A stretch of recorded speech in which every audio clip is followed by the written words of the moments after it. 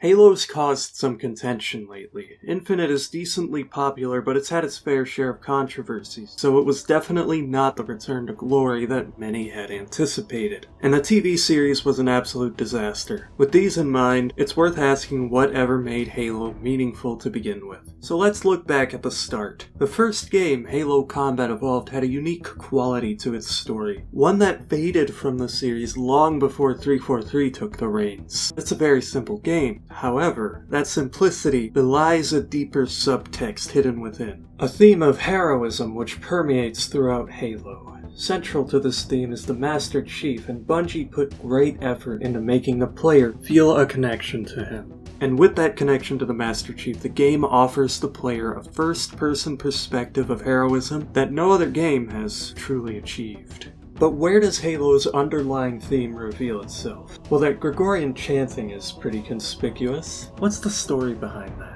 Today we know the music is an iconic part of the game, but before Halo was a cultural phenomenon, what drove the decision to give a military sci-fi shooter this medieval score? Was it just window dressing? Did Bungie just accidentally stumble into this amazing synergy? Why exactly does it seem so fitting? The music of Myth, Bungie's preceding game, is similar, with some famous Halo songs being lifted almost wholesale. But Myth is a very different game, so you'd think that music fitting for Myth would be out of place in this sci-fi context. This isn't just about Bungie trivia. I bring up Myth because its themes are more readily apparent than Halo's. There's a clear significance to this music in Myth, and this musical similarity between the two games hints that there are similar thematic elements in them as well, giving us a starting point to see what exactly Bungie intends to convey with this musical choice. The games share a theme of heroism, reflected in the fact that the music is the perfect backdrop for a retelling of a story about a legendary hero and his epic endeavors, such as a recitation of Beowulf, the Iliad, or the Song of Roland.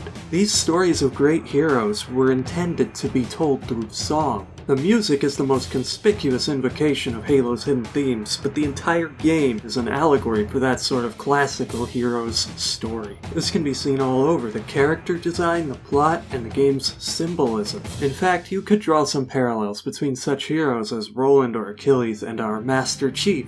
Much like a medieval knight, the Master Chief stands taller than the men around him in an impressive suit of armor that clearly distinguishes him from others. A set of armor, by the way, named after the weapon of a god, and he wields Cortana, who shares the name of an esteemed sword. This symbolism gives a greater significance to the events of the game. There's the scene at the start where the chief meets the captain on the Bridge of the Autumn and is entrusted with Cortana. It's rather like he's being assigned to protect a lady of importance, or alternatively, as Cortana is not simply a lady, but also a weapon of immeasurable value. A worthy champion is given a sword of legend, fitting for the start of an epic tale. And an epic tale it is. The Master Chief is the tip of the spear who turns a desperate escape into the successful conquest of this beautiful and mysterious ring world against a superior enemy force, only to discover a nightmare, feared even by his enemies. He searches for an answer against the all-consuming flood as it relentlessly hunts him down while he's guided through the darkest depths of the ring by its mysterious caretaker to reclaim the key to galactic salvation. But he discovers the ring's true nature, that Halo is an even more dire threat than the Covenant or the Flood. The situation spirals out of control as all three of these enemies compete to be the instrument of humanity's destruction, and the rest of the human forces are dead, missing, or worse. Yet he defiantly stands alone to achieve victory against the Covenant, the Flood, and Halo itself, by destroying that magnificent world upon which he stood. The sci-fi setting might seem like a departure from any mythical or historical influences, but what that accomplishes is building a layer of realism. Because you and I know today that if you need a hero in times past or future, you can't really go out and find a demigod to dip into the river Styx. But perhaps someday, scientific advancements that enhance the individual beyond baseline human limitations can usher in a new heroic age, allowing humanity to build just such a hero. And wouldn't it be great if that could be you? Halo offers a glimpse into this potentiality. Bungie shows the player a first-hand account of this classical hero's experience, to connect the player with the heroes of yore in a more personal manner than simply reading about their exploits. That's why the Master Chief, the centerpiece, is sort of a blank slate, why the game avoids revealing his face, and why he doesn't talk much, to avoid any unnecessary reminders that it isn't you under that armor, such as if the Master Chief were to express thoughts that don't align with yours. Although people often call him a silent protagonist, he's not quite silent, and for good reason. The Master Chief talks in cutscenes, enough to humanize him as opposed to the totally silent protagonist whose perpetual and presumably conscious decision not to answer when spoken to takes things full circle and ends up making the character less relatable by demonstrating the lack of a personality. They may find themselves in awkward, one-way conversations as a result. The Master Chief only doesn't talk in gameplay, and that's because if he were to talk while you're controlling him, whatever he'd be saying would probably not align with whatever's on your mind, and that would create a dissonance between you and your window into this world. The game recognizes that it's your turn to characterize not only his actions, but also his thoughts. But that still leaves the potential for awkward situations if someone were to address you directly in-game without being dignified with a response. The solution to this issue was Cortana. In Halo CE, she lends a voice to the player character without representing his thoughts or feelings, leaving those open for you to decide, and it does make sense that she talks for you. She's your XO, and a hyper-intelligent AI, one that perceives everything you do and a lot more, so she'll do the talking and the decision-making while you focus on doing what you do best. We've got wounded here. I'll call in a dropship to pick them up. This arrangement allows Halo to strike a happy medium with its not-quite-silent protagonist. Bungie made a conscious decision to make the Master Chief a character that players can identify with, but to deliver a fully immersive experience, making him identifiable wasn't enough. It was also important to make his role believable, and by extension, justifying the player's ability. This sets the Master Chief apart from most video game protagonists. Thanks to his status as the sole surviving Spartan and everything that comes with that, Halo builds a level of authenticity that many games comfortably go without. The Master Chief's ability from a narrative perspective is entirely consistent with what you can achieve during gameplay. By contrast, most games just don't do this, leaving no explanation as to why your protagonist is capable of whatever it is they do.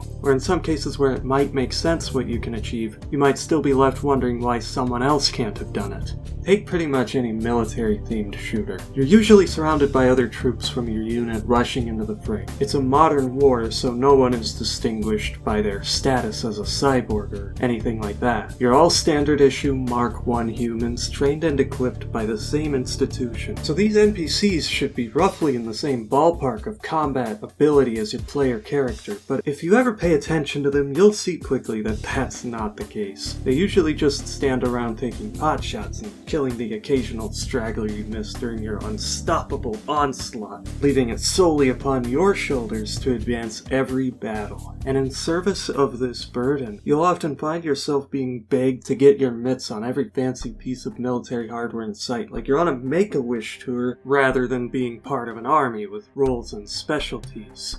And remarkably, your rifleman protagonist does not need a primer to operate javelins, enemy gunships, fighter jets, you name it. This is despite the fact that you're not supposed to be playing as some multi-talented champion. You are supposed to be more or less a normal person in all these games. And more often than not, they don't seem to acknowledge the incredible power or improbable skills that you demonstrate.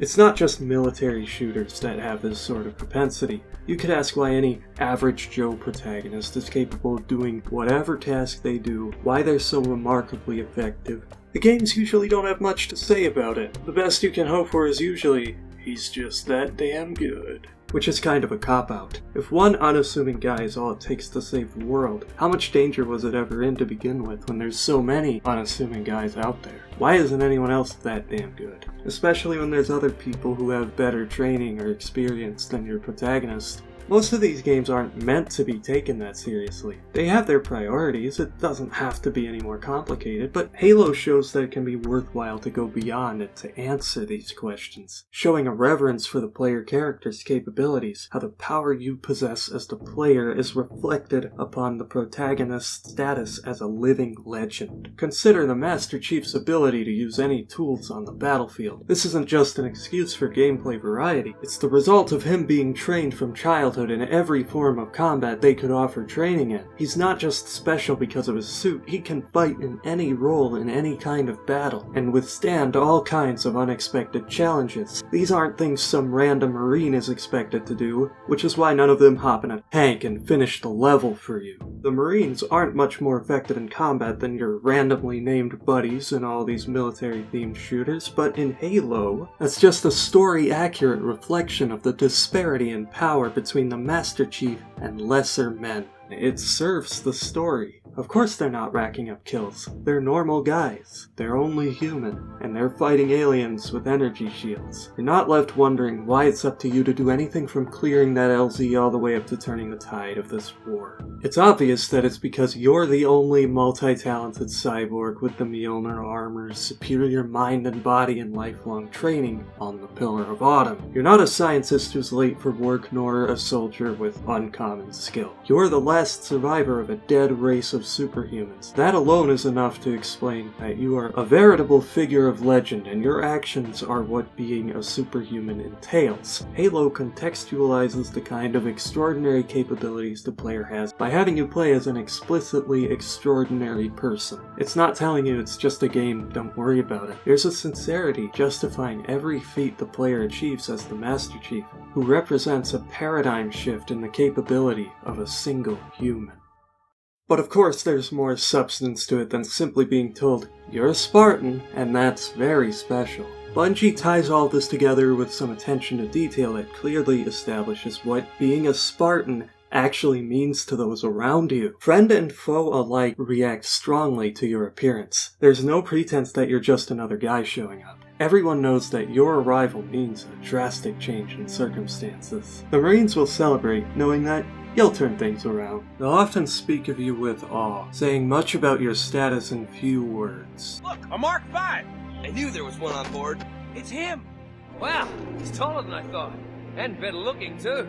As for your enemies, the grunts will curse you, calling you a devil and a monster, begging for mercy and fleeing in terror at the sight of your wrath. And I always got the impression that the elites revel at the chance to face the only worthy opponent humanity has left to offer. When you die, the aliens might be shocked that this was even possible, or absolutely gleeful that they've killed such a dreaded adversary, while the humans will be left knowing that they don't have much to look forward to. Right, now, this is bad. Real bad! Me, that was me! It dies? The characters react to the Master Chief in a way befitting those in the presence of a hero. Halo strives to connect the player to the protagonist in a setting free of any illusions to be shattered. This immersion with the player cast as such a powerful warrior makes Halo an exceedingly well-crafted power fantasy. This is Halo's greatest strength, why it appeals to so many people. It feels so good and empowering to just wipe the enemy out. But it's a power fantasy with the higher end in mind than getting your blood pumping. All of this is done in service of connecting the player to that underlying theme of heroism to present the experience of a hero through their eyes. A view that offers some perspective on how it must feel to exercise that kind of power. Halo may not appear to offer much depth. It's a very simple game on the surface, but really all you need are some interesting themes to go with a memorable and immersive setting. And you have a story like no other, in which you are the last Spartan, and the ring is your Thermopylae.